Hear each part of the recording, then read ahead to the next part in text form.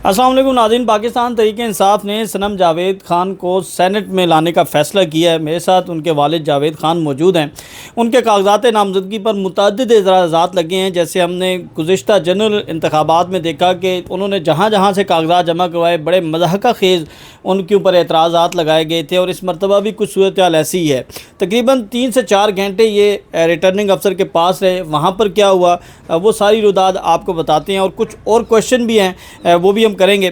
खान साहब, सबसे पहले तो आपकी बेटी को सेनेट में तहरीक इंसाफ लेकर जाना चाहती है, तो इस पर क्या कहते हैं? मैं इसके लिए उसकी पार्टी का शुक्रिया अदा करता हूँ। मुझे ये इत्तला कराची में दी गई जुमे को। मैं अपनी एक मीटिंग के सिलसिले में कराची में मसरूफ़ था, तो मेरी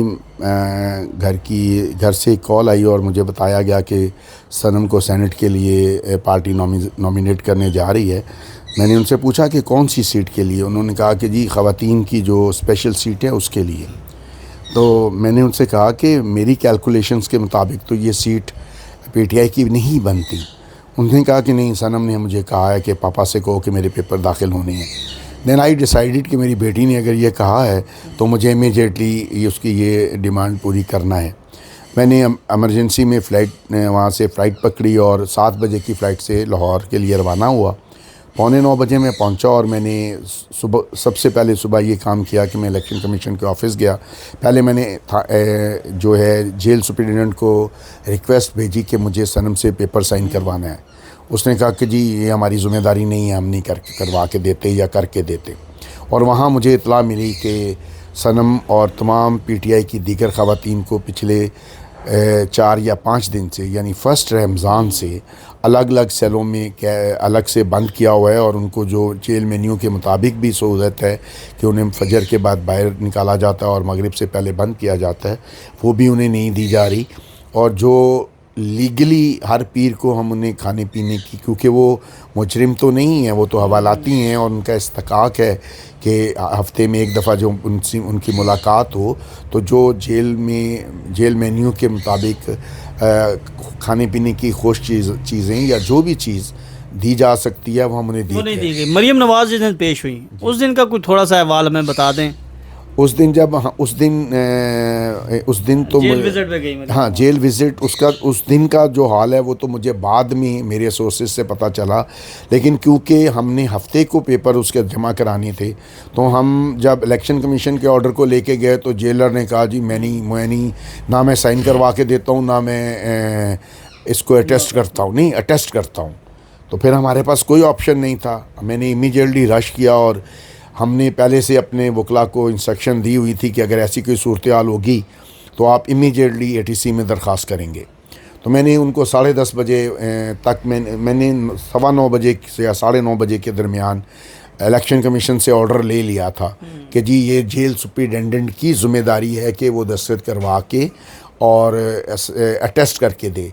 और जब उन्होंने नहीं किए तो मैंने अपने उसी कॉपी भेज के अपने वकला को कहा कि आप एटीसी में इमीडिएटली एक दरख्वास्त डाल दी। आपको इजाज़त भी मिली? हाँ, एटीसी ने एक स्पेशल मैसेंजर विद कोड नाइब कासिद हमें अलाउ किया कि आप जेल से जाएं और दस्तखत करवाएं। हमने जी कोर्ट को बताया कि जेल सुपरिटेंडेंट अपने इख्तियारात का गलत इस्तेमाल कर रहा है और वो उसको इलेक्शन से रोकने के लिए जो उसकी लीगल रिस्पॉन्सिबिलिटी है कि वो ये साइन करके दे कि ये साइन उसके सामने हुए हैं, उनको अटेस्ट करके दे, वो नहीं करेगा।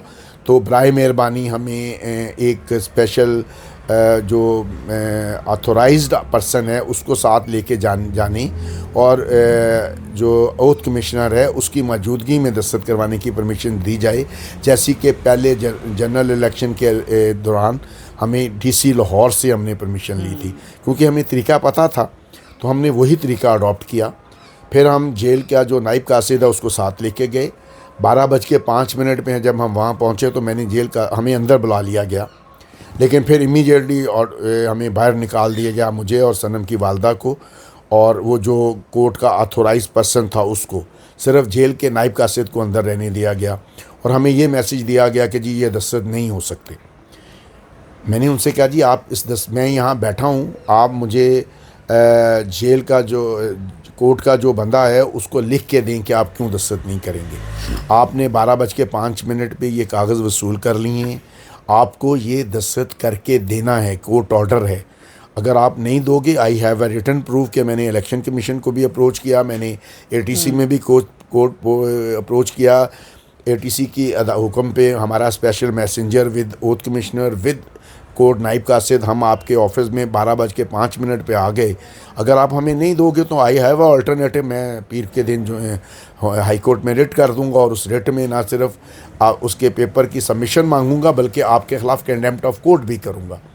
उन्होंने फिर हमें 2 घंटे बढ़ाए रखा और 1:55 पर हमें डॉक्यूमेंट साइन करके जब दिए तो मैंने कोर्ट का जो नाइब कासिद था उसे कहा कि मुझे जेल स्टाफ की तरफ से कागज़ हैंड ओवर किए जाने का टाइम लिखा हुआ चाहिए।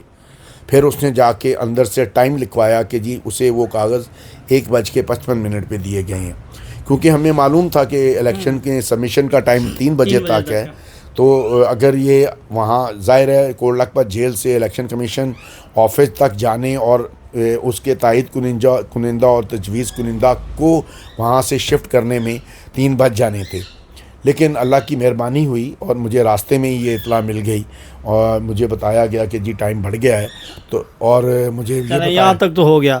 अब थोड़ी सी मुश्किलात जो हुई हैं ना, जिस तरह आपके ऊपर एतराज़ात लगे, वो एतराज़ात क्या थे और वो एतराज़ात किसकी तरफ से लगवाए गए? कौन चाहता है कि सनम जावेद जो है वो सेनेट में ना जाए, बल्कि आपने भी कहा कि आपने की कैलकुलेशन के मुताबिक वो सेनेट में नहीं मुंतखब हो सकती, लेकिन इसके बावजूद ये हर्डल्स जो हैं वो क्यों बनाई जा रही हैं, क्या वजूहत है? वो इस कदर खौफ ज़दा हैं सनम से कि जब आ गए हम हफ्ते को, जब कि जिस दिन मैं गया हुआ था वहाँ, तो उस वक़्त सनम को जेल सुपरिटेंडेंट ने अपने कमरे में बुलाया हुआ था और वो उसको लेक्चर दे रहा था कि आप एक बहुत अच्छी बच्ची हो, आप पढ़ी लिखी बच्ची हो, आप बड़ी सोबर हो, आपने कभी किसी के साथ यहाँ बदतमीज़ी नहीं की, आप बड़ी हंसमुख हो, तो वो जो आएंगी चीफ मिनिस्टर साहिबा आप उनके साथ भी बड़ी ऑनरेबली वसूल मिलना। उसने कहा कि नहीं जेलर साहब आप गलत कह रहे हैं, मैं कोई अच्छी बच्ची नहीं हूँ। मैं अगर मैं अच्छी बच्ची होती तो आपने 10 महीने और 10-12 दिन से मुझे क्यों कैद किया हुआ है? भाई मैं बहुत बुरी हूँ, मैं बहुत लड़ाकी हूँ, लेकिन मैं आपको बता रही हूँ कि मैं उस फॉर्म 47 वाली को मुंतखब वज़ीर आला नहीं समझती हूँ। वो मेरे पास आएंगी, वो जैसी बात करेगी मैं उसको वैसा जवाब दूंगी और मैं चाहूँगी कि वो मेरे उसमें ना आए। उन्होंने कहा मुझे पता है कि आपने मुझे 5 दिन से इसलिए बंद किया हुआ है कि वो जो स्टार प्लस वाले ड्रामों की तरह वो एक्टिंग करती फिर रही है, वो यहाँ आएगी, वो आएगी आपके साथ ड्रामा करेगी कि इन औरतों को यहाँ क्यों ऐसे रखा हुआ है, इनको बेटर सेल में करो, और इंटरनेशनल मीडिया पे वो क्या अपने आप को अच्छा बनने की कोशिश करेगी। तो मैं उसको ये बनने नहीं दूँगी। तो मैं उसके ख़िलाफ़ शदीद रिएक्ट करूँगी और मैं आपसे दरख्वास्त करूँगी कि आप उसको मेरे सेल के पास ना लेके आइएगा। और इत्तफाक से उसकी वजह से जो फॉर्म 47 वाली वज़ीर आला है वो जेल के अंदर विज़िट नहीं कर सकी, क्योंकि अगर वो जेल के अंदर जाती तो उसको उन सेल्स के सामने से गुज़र के जाना पड़ता जहाँ पीटीआई की वुमेन्स और पीटीआई के मर्द कैदी जो हैं वो हवालाती नारे शारे लगे थे कोई? जब लोगों को पता चला कि मरियम आई हुई है तो उस वक़्त कोई नारे लगे नहीं? उसमें ये हुआ है ना जी, उसके लिए एक स्टेज तैयार किया गया जो जेल की ड्योरी है उसके बाहर गुज़र के एक छोटा सा काफ़ी बड़ा सा एक ग्राउंड है, उसमें उन्होंने एक कारपेट बिछा के जेल के ही स्टाफ को, कैदी और जेल की और जो पुलिस वालियाँ थीं उनको और कोई 1-2 कैदी जो होंगी औरतें एक्चुअल कैदी, उनको बिठा के वो जो ड्रामा शूट किया गया उसमें एक्चुअली कोई हकीकी कैदी मौजूद नहीं था। वो एक बाकायदा प्लान्ड स्टार प्लस ड्रामों की तरह ड्रामा किया गया। बीबी वहाँ काली चादर पहन के जूतियाँ हाथ में पकड़ के लोगों को शरबत बांट रही थी, वो कर रही थी। वो जिन लोगों के साथ थी उनमें से शायद ही कोई हकीकी कैदी था। वो सारे जेल का स्टाफ को कैदियों वाले साफ़ सुथरे कपड़े बना के एज ए कैदी वहाँ बैठाया गया था। वो जेल बीबी ने जेल का कतई तौर पे कोई विज़िट नहीं किया। वो बी क्लास में गई जिसका रास्ता जेल की जो मेन प्राइमिसेस है उसके दूसरी अल्टरनेटिव वे पे है। तो वहाँ पे कोई भी मेरा ख्याल में कैदी नहीं था सिवाय एजाज चौधरी साहब के और नहीं यास्मीन राशिद साहिबा जो हैं वो सनम वगैरह के साथ हैं। मेरा नहीं ख्याल कि उमर सरफराज चीमा और एजाज चौधरी साहब भी उनके सेल के का पास भी नहीं गई। वो अपना जो उन्होंने अलग से जब जहाँ उनको रखा गया था उसको रेनोवेट करवाया था, बड़ा खूबसूरत था, वहाँ पे जाके वो रिकॉर्डिंग करवाती रही। मुझे बड़ा दुख है, मैं यहाँ पे रही। तो उसके बाद जब सनम से मेरी मुलाकात हुई तो उसने मुझे कहा कि बीबी वहाँ जाके जो स्टार प्लस वाला ड्रामा कर रही थी ना, अगर मुझे मौका मिला तो मैं उसको वहाँ बंद रखूँगी जहाँ इसने मुझे रखा है, और फिर पूछूँगी कि फ्राई पान से स्त्री कैसे होती है। तो वो बीबी जो है वो बाज आने वाली कोई नहीं है। हाउएवर आपका क्वेश्चन ये था कि मैंने पेपर कैसे जमा करवाए या क्या हुआ।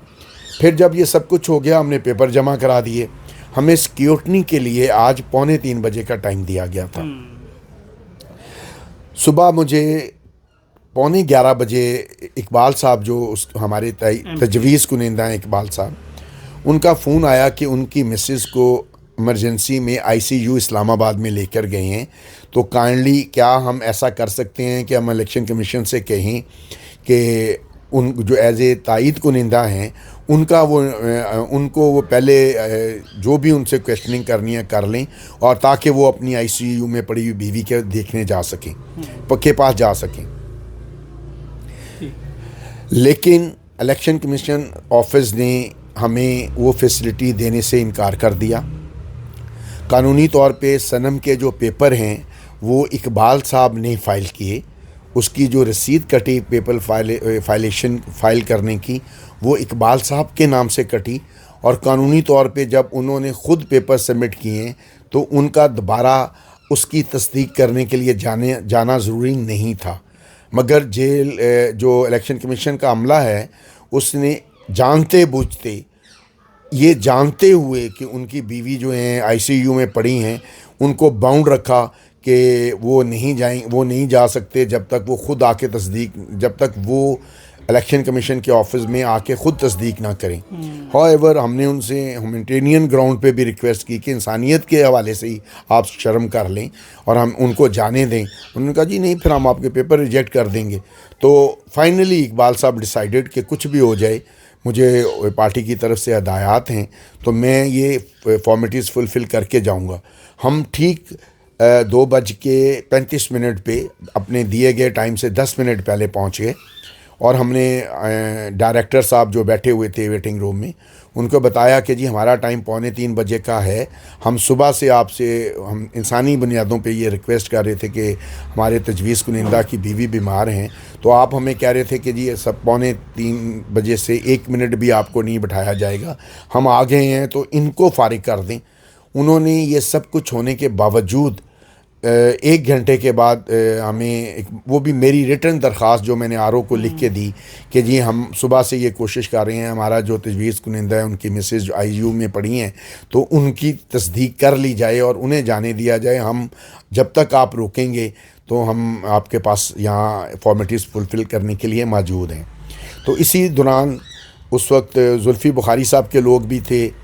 उसके बाद वो जो सेनेट में PTI के पुराने थे शहजाद, शायद वसीम शहजाद साहब, वो भी आ गए, तो उनको भी इंतज़ार में रखा हुआ था। तो मैंने उनसे कहा, डायरेक्टर इलेक्शन कमीशन से कहा कि जी आप हमारे साथ इम्तियाज़ी सलूक कर रहे हैं, क्योंकि हम सुबह 11 बजे से आपको रिक्वेस्ट कर रहे हैं और ये एक इंसान की ज़िंदगी का मामला है, तो काइंडली हमें अलाउ कर दें। उसने कहा मैं आपके साथ इम्तियाज़ी सलूक नहीं कर रहा, जो लोग आपके साथ इम्तियाज़ी सलूक कर रहे हैं वो आपको पता है। तो कौन है वो? उसका मतलब था कि मरियम नवाज़ कर रही है, मतलब इनडायरेक्ट। मैं ये नहीं कहता कि उसने मरियम नवाज़ का नाम लिया, उसने कहा वो आपको भी पता है कि वो कौन आपके साथ कर रही है, तो कर रही है तो फिर सनम की तो मुखालफत सिर्फ मरियम से है। तो हमने ये एज्यूम किया। तो मैंने कहा जी फिर उनके साथ अवाम ने 8 फरवरी को जो इम्तियाज़ी सलूक किया है ना, वो आने वाली नस्लें भी याद रखेंगी। हमारे साथ तो इम्तियाज़ी सलूक आप ये कर रहे हैं ना कि हमें यहाँ बुला के बिठा दिया है। तो मेरा ये चैलेंज है कि उनका पूरा ख़ानदान सड़क पे बाहर निकले तो लोग उनके जिस्म पर कपड़े नहीं रहने देंगे, सर पे बाल नहीं रहने देंगे। ये उनके साथ इम्तियाजी सलूक। इतराज़ात जो थे वो क्या थे? हाँ, उसके बाद ये हुआ कि बड़ी कोशिशों के बाद हमें अंदर आरओ साहब के ऑफिस में पहुंचने का मौका मिला। उन्होंने बुलाया, हम जब गए तो हमें बताया गया कि जी ये एक साहब हैं जो एतराज़ फाइल करने आए हैं। उन्होंने पहले हमसे सारी क्वेश्चनिंग की। हमारे पास सनम का जो नया आईडी वो था, पासपोर्ट, वो अवेलेबल नहीं था क्योंकि वो सनम जेल में थी, उसका खामन जेल में था। उसके घर के ताले वाले तोड़ के 3 दफ़ा पुलिस उसके घर में घुसी थी, हर चीज़ लूट मार करके ले गई थी। तो हमने वो दरवाजे सील करा के बंद कर दिए थे। वो जब उसका खामन 8 साढ़े 8 माह के बाद रिहा हुआ तो वो अपने घर गया तो वहाँ उसको सनम का पासपोर्ट मिल गया, उसको उसकी एमए की डिग्रीज़ मिल गई, बाकी डिग्रीज़ भी मिल गई, जिसकी कि पहले हमने बड़ी मध्यम सी कॉपियाँ जो उसका सरकारी रिकॉर्ड है वहाँ से हासिल की हुई थी। तो वो हम लेकर गए हुए थे सारे साथ। तो उन्होंने कहा कि जी ये बड़ी मध्यम है। हमने कहा जी डेफिनेटली हमारे पास ये एतराज़ कुनिंदा कौन था? एतराज़ कुनिंदा ने अपनी दरख्वास्त के ऊपर जो हमें कॉपी दी है उस पे से अपना नाम तक फाड़ लिया। और जब इलेक्शन कमीशन के आरओ साहब ने उनसे पूछा कि आप किस कैपेसिटी में कर रहे हैं, आप कैंडिडेट हैं? उसने कहा जी मैं कैंडिडेट नहीं हूँ। आप कौन हैं? उसने कहा जी मैं कैंडिडेट का किसी का एजेंट हूँ। उसने भाई किसके एजेंट हो, तुम्हारे पास कहाँ है अथॉरिटी लेटर? उन्होंने कहा जी आप मेरे इतराज़ात नोट कर लें, अभी थोड़ी देर में सीएम हाउस से किसी ना किसी एमपीए की तरफ से मुझे ऑथोराइजेशन लेटर आ जाएगा। तो अब ये बातें खुद साबित कर रही हैं कि उन सारे मामलात को कौन देख रहा है। और उससे पूछा गया कि तुम्हारा इतराज़ क्या है? तो उसने कहा जी मुझे कुछ पता नहीं है, वो मेरे इतराज़ का पता मेरे वकील को है। वही वाला ड्रामा जो उसके जनरल इलेक्शन के वक्त में वो जो मौलवी साहब कहते थे जी वो मुझे नहीं पता इतराज़ किया, वो वकील को पता होगा। तो इतराज़ात क्या क्या लगे? फाइनली उसके वही इतराज़ थे जी, इसकी प्रॉपर्टी में ये है। तो हमने उनसे कहा कि ये तो ऑलरेडी प्रॉपर्टी क्या है? उसके जो एफबीआर की स्टेटमेंट्स थी ना जी, वो भी हमारे पास वो स्टेटमेंट्स थी जो सरकारी रिकॉर्ड में थी, जिसकी हमने कॉपियाँ ली अपने जो टैक्स फाइलर है उससे। जाहिर है वो इतनी ज़्यादा कॉपियाँ होने और बार बार कॉपियाँ होने की वजह से उसकी क्वालिटी अच्छी नहीं थी। ठीक है, तो मैंने उनसे कहा कि जी ये सब जो है हमने सरकारी रिकॉर्ड से लिए हैं, इसमें किसी किस्म की कोई आप अब इन रिकॉर्ड और इन कॉपियों के बेसिस पे आप कोई हमें चैलेंज नहीं कर सकते, क्योंकि हाई कोर्ट इन्हीं तमाम पेपर्स के ऊपर हमें एलिजिबल करार दे चुकी हुई है। इलेक्शन कमीशन इसके ऊपर तीनों जो सीट्स हैं जनरल असेंबली की इलेक्शन की, उस पर हमें सिंबल अलाउ कर चुका हुआ है, हम एलिजिबल कैंडिडेट डिक्लेयर हो चुके हैं, इसकी कोई वैल्यू नहीं है। उन्होंने कहा, जो आरओ थे उन्होंने कहा हाँ एग्री है, आप वही एक ही सफ़े को उल्टा कर रहे हैं, फिर सीधा कर रहे हैं, फिर वो कर रहे हैं। मैं कहा सर जी आप फिर मैंने उनको भी कहा, मैंने कहा जी आप फिर हमारे साथ इम्तियाजी सलूक कर रहे हैं। तो उन्होंने कहा नहीं मैं नहीं कर रहा, जो कर रहा है उसको आपको पता है। अगर आरओ लेवल का बंदा मुझे ये कहता है तो इससे बड़ा अलमिया कोई नहीं है। लेकिन मैंने उससे फिर ये किया, उसने पूछा भी तुम्हें इतराज़ क्या है? उसने कहा जी वो उसमें आता है तो बताता हूँ, मेरा जो ऑथोराइजेशन लेटर है वो सीएम हाउस से किसी एमपीए से आने वाला है, आप इसको इंतज़ार में रख लें। हमने कहा जी इंतज़ार में नहीं, आप हमारे आर्गूमेंट सुन लें और ये हमें बताएं इसका क्या एतराज़ है। फाइनली जब हमने एतराज़ देखा तो उसमें उन्होंने लिखा था कि सनम की डेरा गाजी खान में एक कनाल जगह निकल आई है, जहाँ पर उसका नाम भी उल्टा लिखा हुआ है, उसके दस्तखत भी जाली किए हुए हैं, सब कुछ वही जैसे कैलबरी फ्राउंड में वो जाली ट्रस्ट डीड नहीं बनी थी, उस तरह की एक डीड बनाई थी। तो मैंने आरओ को कहा, मैं कहा जी ये पटवा मुझे आज इमरान खान तो इतराज़ात हो नहीं, मैंने उन्हें एक बात कही वहाँ पर आरओ साहब को भी, मैंने कहा आरओ साहब वो जो इमरान खान साहब कहते हैं ना कि ये पैदाइशी जाहिल हैं और इनकी ऊपर से ये सीखते भी नहीं हैं, इनको बंदा पूछे आप फ्रॉड करने चले थे और सनम के नाम पे डालना था तो जाती उमरा डालते, चलो हम उसको मान ही लेते कि जाती उमरा हमारी मलकियत है। आप एक कनाल का प्लॉट उसके खाते में डाल के ले आए हो, हम उसको डिसऑन कर रहे हैं, हमारा ताल्लुक ही कोई नहीं है उसके साथ। उसकी जो एफबीआर की रिकॉर्ड्स हैं पिछले 12 साल की, सारी कॉपियाँ आपके पास हैं। आप ये हमें साबित कर दें कि उसकी किसी एफबीआर की कॉपी में या इनके पास क्या सबूत है कि आप एक जाली एंट्री बनवा के अपने जैसे किसी पटवारी से जिसको दस्तखत भी नहीं करने आए ले आए हो, तो हम इसको तो नहीं मानते, ये तो नहीं है। चले खान साहब, आखिर में एतराज़ात तो सब जानते हैं कि सनम जो है वो उसके इतने वोट नहीं बन रहे कि वो ख़वातीन की नशिस्त पर मुंतखब हो सके, तो फिर आपने इतनी बड़ी ये एक्सरसाइज क्यों की? और इसके साथ ज़िमनी क्वेश्चन ये भी है कि क्या अगर तो टिकट वो उनके एतराज़ात नहीं होते और वो इलेक्शन में लड़ती हैं, तो क्योंकि आपके पीपल्स पार्टी के साथ बड़े अच्छे मरासम हैं और इससे पहले भी हमने देखा है, तो क्या आपको पीपल्स पार्टी या कोई और जमात सपोर्ट करेगी? शाकर, ऐसा है कि आज पेपर दाखिल होने तक तो अभी जो कैलकुलेशंस मैंने की है उसके हवाले से तो ज़ाहिर है कि अगर फेयर इलेक्शन होते हैं और पीटीआई के सारे लोग भी उससे वोट डालते हैं तो तब भी उसे कुछ इजाफी वोटों की ज़रूरत होगी। तो इलेक्शन कमीशन ऑफिस में बैठे बैठे जो आईपीपी की तरफ से कुछ बीबियाँ आई हुई थी या कुछ और लोग भी आए हुए थे, उन्होंने मुझे खुद कहा कि हम सनम को वोट डालेंगे। तो मुझे उसके बाद ये उम्मीद हुई कि अगर मैं लोगों को नहीं भी कहूँगा तो मुझे लगता है कि सनम जीत जाएगी, क्योंकि लोग उसको बहुत ज़्यादा पसंद करते हैं उसकी बहादुरी की वजह से, जो उसने जिस जवान हौसले से सारे 10 माह के जो मुश्किलात हैं उसको फेस किया है।